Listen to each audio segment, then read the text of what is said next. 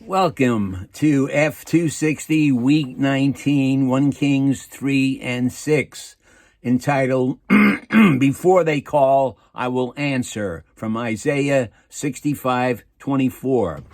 The highlight verse, 1 Kings 3:15. And Solomon awoke, and behold, it was a dream. Explaining this, the Lord spoke to Solomon in a dream and promised him more wisdom and riches and honor than any king ever had or would have.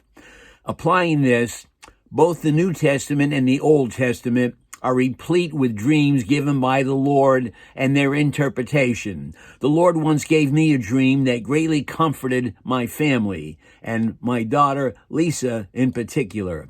In this dream, my 18-year-old daughter, who had recently gone to be with the Lord, was standing before me, cradling in her arms what appeared to be a baby wrapped in a small blanket. Referring to it, she said to me, "Dad, I'm leaving and I'm taking it with me." I replied, "Diane, you're not going anywhere until you tell me where you're going." Then, just as she leaned over to tell me, my wife came into the room and woke me for work. It left me wondering, where was it that Diane was about to tell me that she was going? But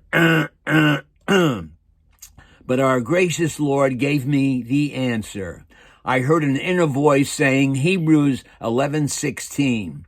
I quickly looked it up in my Bible, and it said, "But now they desire a better country, a heavenly country. Wherefore God is not ashamed to be called our God, for he hath prepared for them a city." And putting it all together, first of all, I realized the city here is that the verse is talking about is heaven.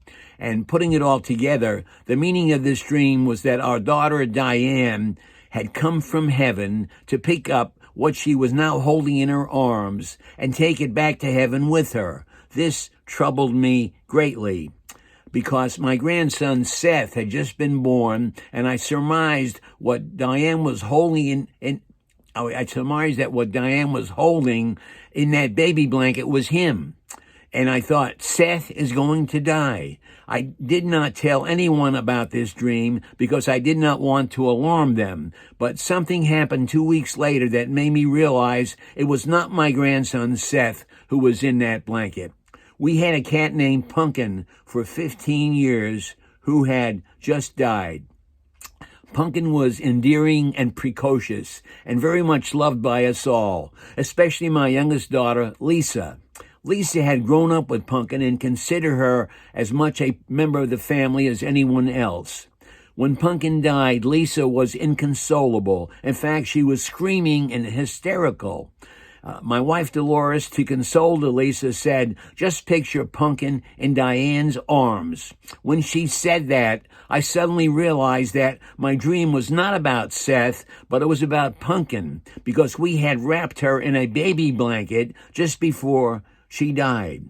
I related the dream and the implications of Hebrews 11:16 to Lisa, and she went from hysteria to perfect calmness. Then Lisa reminded me that when she had asked me if Pumpkin would go to heaven, I reluctantly admitted I did not know. Since I was unable to answer her, she asked the Lord to give her a sign, and he did. It was the dream he gave me even 2 weeks before Pumpkin died. My response, "And it shall come to pass that before they call, I will answer, and while they are yet speaking, I will hear." Isaiah 65:24. Amen. God bless.